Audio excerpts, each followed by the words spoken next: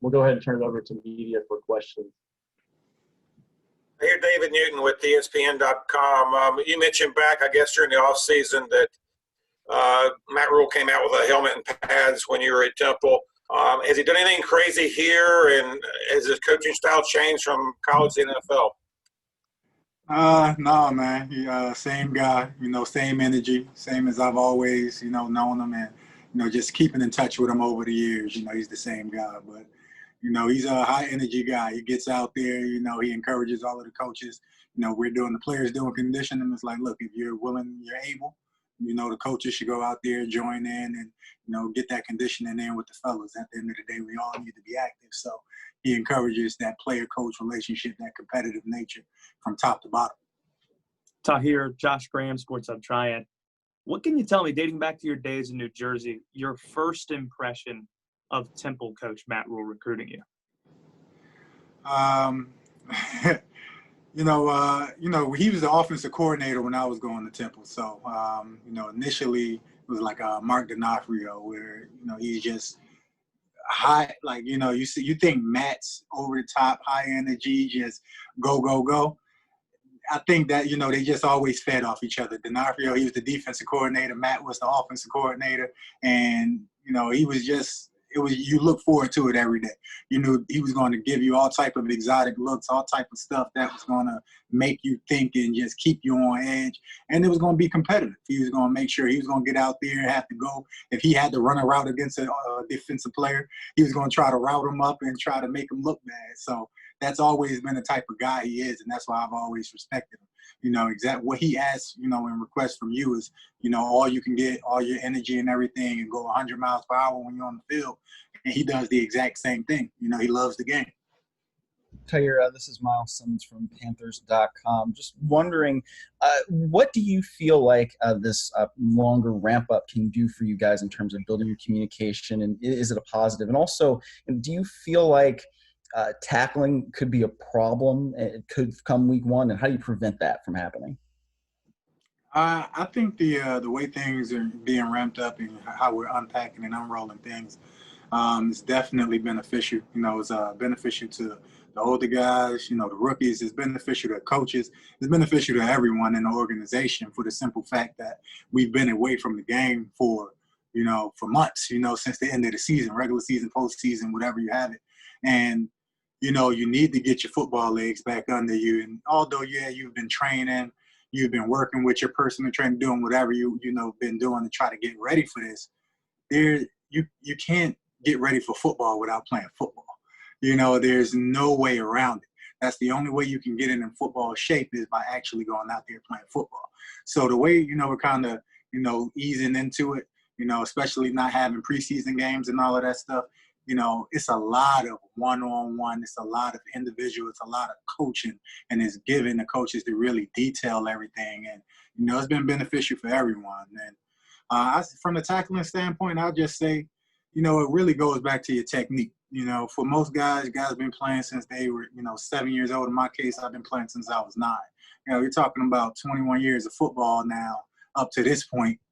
I would say got my PhD in the sport, but, the game is the game. You have the body mechanics and everything down pat. You practice your technique. You make sure you come to balance. Your feet aren't crossed over all over the place. And, your eyes are where they need to be. I think you'll make off well. Hey, Alina Getzenberg with the Charlotte Observer. I was wondering I know you have younger children. What kind of went into your decision to play, and as your family in Charlotte, what's the past few months been like for you? For me, we've been pretty much doing exactly what everyone else has been doing over the past few months, quarantining and keeping that social distance, just being smart about everything, especially with me having a newborn. He's 4 months now. I've had to alter my training and everything and be extremely cautious when in and out of the home, as far as taking the clothes in, putting directly in the washer, keeping my hands clean and everything like that. But as far as, what went into me actually playing is, I love the game. And at the end of the day, I wanted to play. And as long as I felt safe and comfortable with the guidelines and how everything was going to be set up within the facility, that was going to ultimately, determine whether or not I was going to either opt out or not. And when I stepped in the Bank of America the day of the physicals, the way they had everything set up, all of the locker space and everything around the facility, the suites and everything the guys have to be able to do the virtual meetings and everything, I felt comfortable with that, to where it's the only time we have to really be around each other was practice. And, now I felt good about coming back and playing the season. And on top of that, just wearing the shield, to the face mask around. And I think at this point, not really just insert myself back into the house, so I stay at the hotel to continuously, protect my family. It's hard, because, I have 4 boys, and they face light up and they look forward to me being in the house all day, every day. But, at the end of the day, I got to do what's best for them in the sense of keeping them safe. Hey, Melanie with the Charlotte Post. We've touched on the best way to adapt to this level is obviously, more reps you can get, the better. For guys who are rookies and this is their first experience of the NFL, how are you helping them along in their development at this level? For me, it's just taking the time to go over a few things after practice, not rushing off the practice field, understanding that, we have to make up for lost time. At this point, they're just coming in like a deer in the headlights, eyes wide open, not knowing exactly what's going on. But, I take it serious, and, being a veteran, being a leader, to, kind of put their mind at ease and get them to understand, look, this is not your first year playing football. Yes, this is your first year in the league, but this isn't your first year playing football. So go back to your training. All of the stuff that you've learned over the years since you've been playing football, that's what you, rely on. Just go put your mind at ease, make sure that you put your eyes where they need to be, focus in on the technique, the details, and just listen to the coaching, and then just making sure that we're pushing each other. If I see something that's not quite right, I chime in, hey, look, you might want to, tweak this a little bit or do this differently. And on top of that, I'm open-minded enough to, take, pointers from them. I'm always eager to, learn from others. So I'll ask them questions. Hey, what you thought about that rep? Just to kind of make them feel comfortable to, speak on certain things and not just kind of let guys make mistakes or see something wrong and just be like, oh, okay, well, I think that's the way that's supposed to happen. No, ask me questions. I leave the floor open for, I don't care, this is year 9 or a rookie. Let me see. One of my old head coaches, Jim Caldwell, used to say, a good idea holds no rank. So at the end of the day, don't get caught up in, okay, if you're a 10-year vet or if you're a rookie coming in. Everybody got something to say. Everyone has, good thoughts, and you got to feed off each other. Hey, Tahir. Jonathan Alexander with the Charlotte Observer. I hope you're doing well, man. You spoke about staying in. Doing well, boss. Appreciate it. Good, yeah. You spoke about staying in the hotel and to make sure your family was safe.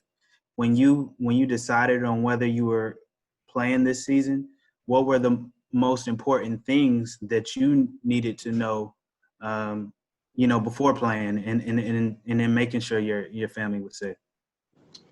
At the end of the day, one of the most important things was how they were going to, monitor and track everyone's, distance. How close are you, being when you're in the building, making sure that, when guys like, what are you going to, not even more so when you're in the building. When you're in the building, okay, it's easy. Everyone has eyes on each other. Okay, wait, you're too close. Oh, put your mask on. That's the easy part. But how things were going to go when you're away from the building.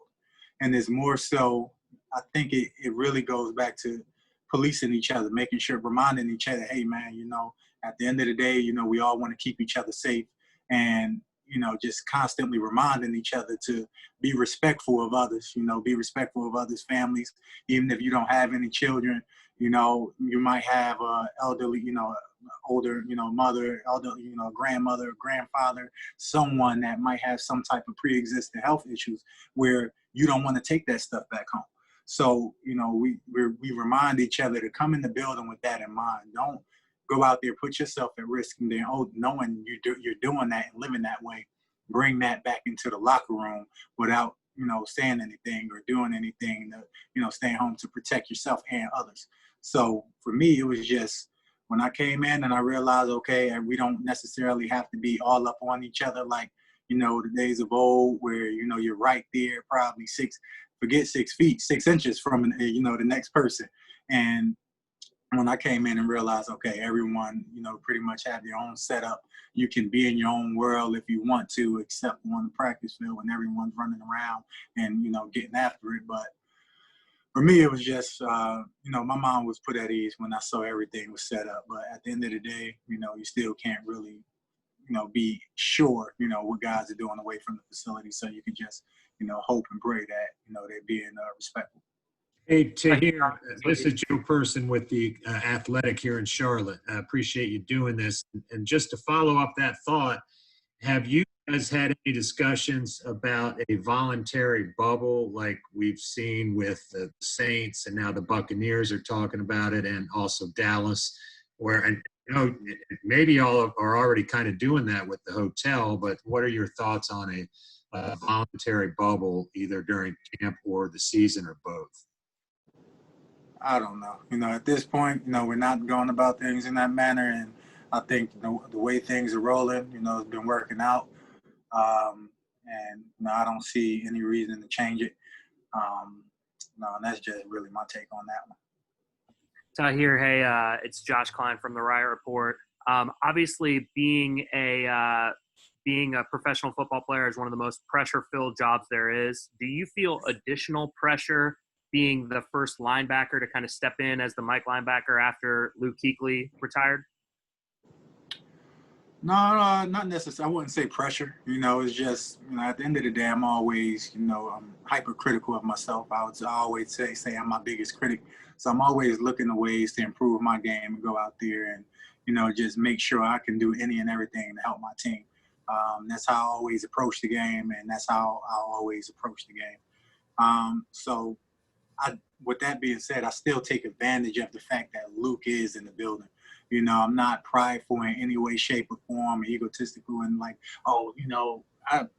I'm not going to talk to him, just because, he was here and everyone loved it. No, I love the way Luke played, respect and more power to him because of the fact that he played the game at a high level for a long time. We came in the same year, and I've always admired the way he played the game from afar, the big plays, the energy he played with. So for me, it's a blessing for, to even still be able to pick his brain, and he's a great dude. He's open and always willing to sit down, break down film. When he's out on the field, I'll ask him what he thought about certain things, or, what is he looking at when he's dissecting runs or passes. And, I'd be a fool not to take advantage of the fact that he's still around. We have time for two. Hold on a second, guys. We got time for 2 questions. Tahir's got a tight time window, so we'll go Josh Graham and then finish with David. Tahir, I just wanted to follow up on that because Jeremy's mentioned yesterday he's used Luke as a resource. And the film study with Luke, it's become almost a thing of legend. How would you describe those film sessions, breaking down film with Luke? Now, it's just moving forward. It's more so, once we get an opportunity to do so. Right now, it's being as though we're still fresh in the building, still dissecting the system, digesting everything and making sure that we understand what our role is and what's being requested of us first. And then, just kind of picking his brain here and there. So, I try not to, take up too much of his time because at the end of the day, he still has a job, to commit to and make sure that he's, being mindful of, all of the things and within his realm. And then, still, taking the coaching and everything from Phil Snow and Mike Saravo, and Al Holcomb, where, they're kind of teaching us the scheme and the system and everything. But, it's just small talk right now. And as far as seeing the level of a back, seeing the formation and everything like that, and the telltale signs of what plays you're going to get, really. So no serious film sessions just yet. All right, last one to David.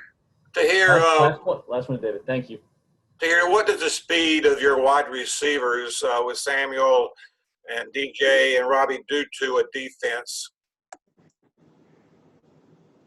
It stresses them out. It keeps them up at night. That's exactly what the hell it does. Them guys are, blazing fast. You go out there and, we're looking like golly, you know, we got to go up against it. You know, against that, we have to, you know, match up with that and everything. And it's a great challenge for us to have, you know, good receivers like that with that type of, you know, speed in practice. Because therefore, once you get into the season, once we get rolling, you've seen it already. You know, I don't think there's, you know, too many other guys that have that type of speed, you know, and finesse in hands. So their talent is definitely, you know, it can keep you up. It'll keep you on your toes. It makes you think, you know, you're definitely not gonna take it lightly. Great. Tahir, thank you very much. Appreciate it. Appreciate it. Thanks, everybody. Thanks.